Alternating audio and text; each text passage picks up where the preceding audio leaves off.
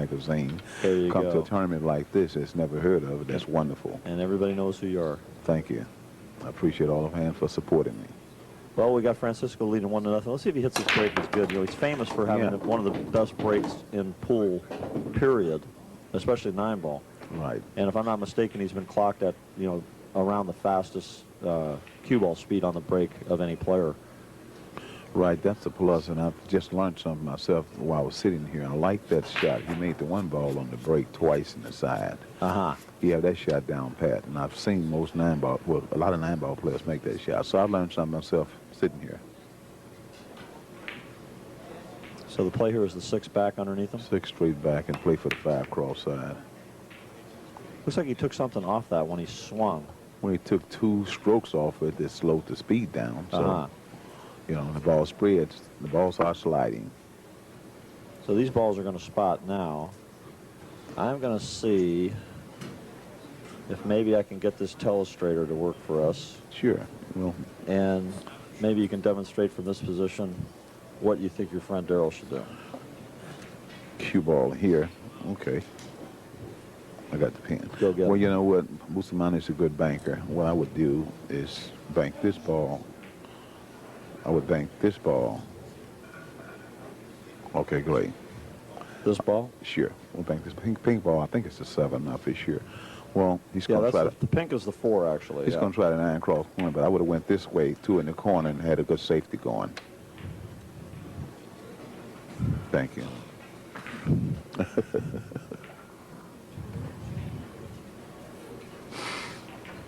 Yeah, you know what I've noticed that, you know, having, in fact, I was fortunate enough to come one time to the Chicago Billiard Cafe and watch you play in a tournament there and play Gary Spaeth, who, you know, unfortunately we've lost him. He's passed away. He's a great banker, and I know you played a lot of pool with him. And I noticed that the difference between bank pool in Kentucky and bank pool in Chicago is there's a lot more safety in Chicago, from what I could see. Right. Darrell, what got him this far, you see him banking a lot of shots where you can play safe off, and that makes a strong player. Tony Coleman is the same style of banker. Most bankers bank this shot here. He's banking across corner, sunk the ball, but he got good safety going. Good speed, and there's see, this is a patience That's control game. what it's called. Yeah. Yeah, you controlling the bank game. So he shoots the 7 ball off, and bring the cue ball behind the 6 maybe to the back rail would be a good shot. He's looking at the spot. He want to hit the 3, freeze the cue ball on the 1 ball. That's what he's looking at now. That's a good shot. He's taking a strong look at everything now. He's thinking about the 7 ball also and putting the cue ball down and behind the 6 on the back rail. But that's the pretty stuff safe. I like the safe with the 1 ball. Jack up, freeze the cue on the 1, or either draw it back.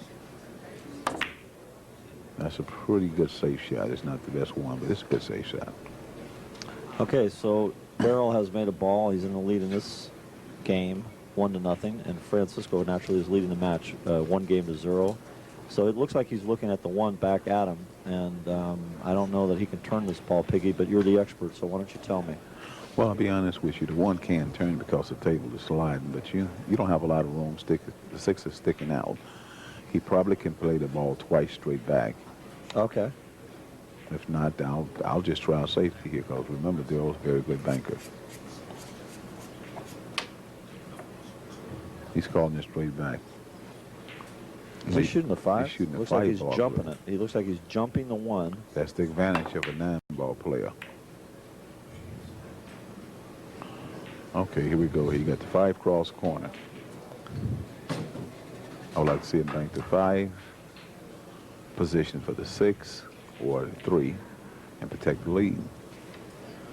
Well, I hope during the course of this match you can share some of the Chicago colloquial terms about bank pool that are a little different than Kentucky or the way they talk about banks on the West Coast where I play. Okay, now he's forgotten that he just got off a table where it was tight. This table here with the balls will slide, so maybe because the table is warm. We got to remember that. He's playing tight first time on the camera. So you think when the table is a little warmer, these balls are going to open up more? Right. When the table is warm, I found that out the last 2 years I was here. The balls usually slide. When the table is cold, it creates moisture. Gotcha. you lose to get the balls usually hang up. Well, you know, with the type of lighting that's employed here for our broadcast, there's definitely a lot of heat down there compared to the rest of the room. Right. The cameras, the lights, generating extra heat. He's looking at the 2 cross corner. I think a good shot would be jack up and fight it and fight a 3-ball cross corner. That's a word we use for speed playing pool. Uh-huh. Well, he's looking. And, of course, you know, there's got to be pressure. This is the first tournament he's played in. He's in the top, I believe, 9 now in this event out of 407 or 409 players. We've got an interesting format here. A lot of people go to tournaments that are double elimination. This is single elimination with the opportunity to put yourself back in the tournament for an additional fee. That's correct. And it's called a buyback event. Now, out of the 409, I don't have any numbers on how many bought back, but I do know that the 9 players left in the tournament, which includes the great banker Truman Hogue, who got a buy into this round. Oh, okay. He buyed his way in. We've got nobody left that has any buybacks, so this is lose here, you're out. Yeah, this is a nail-biting situation here. It's curtains. Okay, Bustamante made a crucial mistake. You love Darrell in the patch, that's called. In the patch. Now, that's in the stack or in the patch, meaning that he can score a lot from there. Perfect example. I use a phrase. If you let a fox in a hen house, you're going to have a lot of feathers flying. Cue ball get in the patch where a lot of balls are. Balls start to flying cross-side, cross-corner, and other places. So that's called a patch. Well, we used to call it he's in high cotton in that spot. That's Okay. it. Yeah, right, that's it. I heard that, Tony. That was in San Francisco, you know. It's in high cotton. You can learn a lot of things from the pool world. Bustamante, he's looking now. He want to make sure that he don't lose control of the cue. He want to keep his safety going. I think he's going to shoot the 3 off and go back to the short rail. He made another error. Now I think Darrell knows the table is sliding. He won't hit the 7 with a lot of speed. He's going to cross the 7 ball with slow speed and just take 1 ball at a time. Using the high top English to cross it to go to the back rail. And when he hit that ball, do you think he was primarily hitting it center ball high? Center high is the correct way to hit that, is because the table is sliding. It will allow the 7 to go as straight as possible. And, you know, you can see the influence of the type of players that Darrell's been around, which naturally includes Bugs and yourself and Ike Runnels and maybe you go a little further back, Freddie the Beard and Watusi and some of those guys. Yeah, I can't remember. I was going to ask you, what was Watusi's name? Yeah, Horace Poland is his real name. Horace Poland, and then you guys had the great player Romberg there. Kenny Romberg. Yeah. Yeah, those was the great ones, yeah. And you can see that influence. In other words, his speed was perfect. That ball, when it stops in that hole, what may not seem obvious is nobody can bank something in that hole when that ball's there. That's right. That's what you call protecting the play. Protecting the play. He's getting comfortable now, and that could form a problem for Bustamante. When a player jump out and bank 5 from you from the front, from the break, usually you get tight, but if you come back and you play hard, you know, you'll take a little something back from that player. I think it's like being in a fight. Anytime you show you ain't got no quit, Right, you can wear a guy out even in a short set like this. It's just like a guy without a jab. If you don't have a jab, you're going to have trouble in the fight. There you go.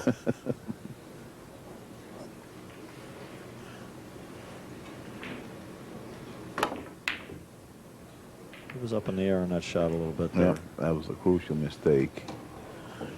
He played good safety for the first 2 shots, and his 3rd shot, he decided to shoot a bad shot. Well, it looks like Francisco's got a good opportunity on the pink ball, which, by the way, is the 4 ball in this television match.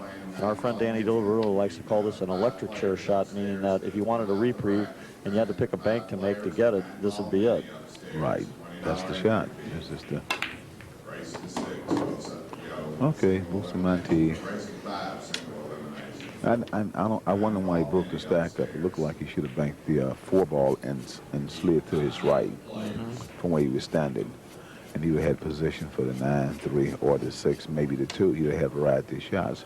This way here, he dropped the cue ball back and broke the balls up and smothered himself from a clear shot. But he's a good player. He knows all the moves.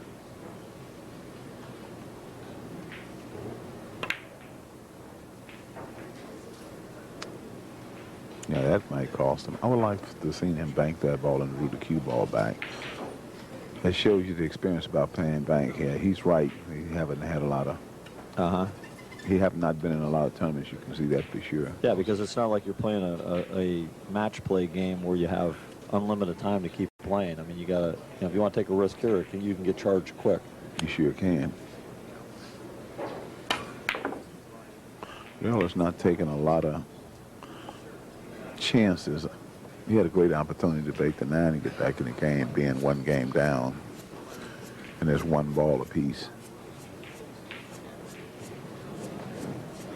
Now, when he looks at this 6 ball, Danny has a rule that, if the ball's dead straight in, you can cross bank it without having a potential kiss. Is that a shot that looks to you like he might be able to cross bank that ball back in the corner? That's one that me and Danny loves. There's reason for that, the statement that Danny made. Usually when you hit the 6 from that angle, the weight of the cue ball going past the ball is putting force on it, and that pulls the ball to the pocket. Your thing is just to hit the ball dead enough so the cue ball can lie on the rail. Gotcha. And, of course, I called it a cross bank, and Danny would correct me and say it's a straight back. It's a straight back, yeah. In San Francisco, when we cut across the face of a ball, we always call it a cross bank, whether it's going up table or side that's table. a correct statement. It's a cross bank. Because if the cue ball has to go in front of the ball, yeah, you just sticking the cue ball. You're sitting down on the shot. Where we use the term straight back to mean if the cue ball isn't passing. Yeah. There's a nice 3-railer. That's wonderful there. That's wonderful there. Swisheroo. See, that's that bank experience we just got through talking about. Yeah, you pluck them out of there, don't you? That's right. Just knowing the shots. Good bank players, that's free stroke. So you think his selection process is he's looking for a bank that's makeable, but he's also looking for one that he can play shot safety off. Right, and Danny would say he's looking for one that he can duck on. He can duck, that's correct. Pinch and squeeze, Danny said. Yeah. Champion Jason Miller. Jason, thanks, buddy. We tied for 9. That's what it was. Jason Miller seems like he pulled his match out over there. I'm not for sure. He's playing Matlock. Yeah, it sounded like he's played good. We played a great match against Shannon Dalton that I was lucky enough to commentate on earlier. Oh, okay, great. I missed that. Yep, tough match. We're going to let the viewers wait to buy it so they can see what the score was. Yeah, you better rush up. They'll rush up and get it before we be out of it. All right, so listen, we've got Abernathy is ahead of this game and 2-0, and excuse me, 2-1. And the pace of the game has gone decidedly slower than that first game, hasn't it? Yeah. What you call this in the boxing world is sticking and moving. Both players are sticking and moving. They're sticking and moving, that's right. I'm a big boxing fan. Okay, Bustamante is losing his steam. Oh, he called that. Great shot. Rails, yeah, good shot. That's, now it looks like he's lined up pretty good on a 2-railer, it looks like to me, to play the 3 in the 2 rails up in the corner that he's standing by if he wants to take a chance at that. But what's the jeopardy if he shoots that? Well, that would be a good shot, but the reason why I think he shouldn't shoot it is because the tables are sliding. That ain't gonna last. 3 ball is sliding to the 8-2 in the corner. Got it, okay, yeah. But since he's a good billiard player, you see he banked it twice cross corner being a billiard player. Look like he's playing safe here. No, I think he want to bank the 1 cross corner. 3 ball probably won't go. He's looking to call in the 3 ball cross corner. Straight back it is. Yeah, straight back there, yeah. Yeah, that'll go. If you pull it past the 1, it straightens up because it slides. See it? That's exactly what it Yeah, did. it was a tough shot right there, but he almost executed it. Yeah, he's a good billiard player. You can see him ducking, sticking and moving. So it's all tied up here, 2 apiece. Now Darrell should shoot the 1 cross corner past the 2. It's room to pass it, and it'll be a good safe shot. Yeah, it's in the snooker world they call that a shot to nothing.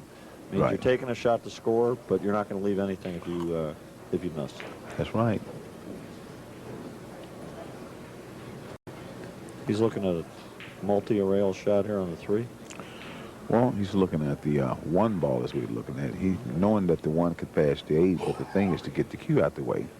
But I think the smartest shot would be, see, he using low draw, and the cue hesitates, and the 1 ball will go straight back. But he got a low draw on it. just like that. Great Swish, shot. Swish. That's one of Berg's favorite shots. Uh-huh. See, when you have confidence in what you know, you do it. If you don't know, if you're not going to do what you know, it'll make you play tight. Yep. So bankers that way. That's why a lot of good bank players tighten up. There's your same three in the corner here. Let's see if you remember how he banked the last one. He made that one. Look at this. Swish. Not a swish, but close enough for government work. That puts him on the hill in this game. Right, it's 4-2. And Now he's a smart bank player. He'll tie these two balls up to protect the lead he got, but I think he made an error here. The 8 looked like in a pass, and the cue ball might wind up knocking the 5 off. It could be time to go on his shot. Bustamate looking at it right now, but he's saying to himself, well, let me wait. Maybe I can outplay this guy.